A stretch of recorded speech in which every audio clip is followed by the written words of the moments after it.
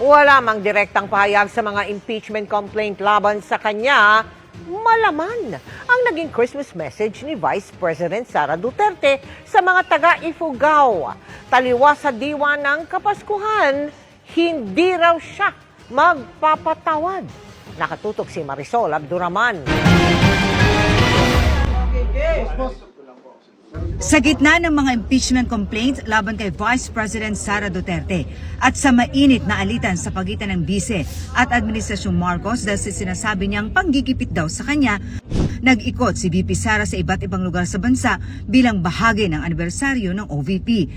Sa Ifugao, nagbigay ng mensahe ang Bise tungkol sa diwa ng Pasko. Ang Pasko po ay panahon ng pagpapatawad, pagmamahalan at pagbibigay. Lagi ko pong sinasabi na depende po yan sa tao.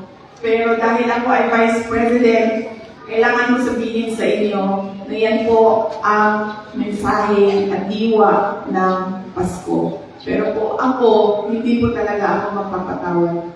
Walang direktang tinukoy ang Bise pero sabi niya, nasa sa inyo na yan. Kung magpapatawad kayo, ay iba-iba naman ang tao eh. Diba? Meron sa atin mabilis magpatawad, meron sa atin matagal, at meron sa atin dinadala na talaga sa hukay at galit. Muli rin nagpaalala si Duterte na maging mapanuring botante sa darating na 2025 midterm elections. Yung paniningil natin bilang botante sa pangako ng mga politiko. Huwag po tayong maniwala kaagad. Dapat po tingnan natin yung nangangampanya, yung kandidato. Noon bang nakaraang eleksyon, meron siyang mga pangako na ibigay ba niya?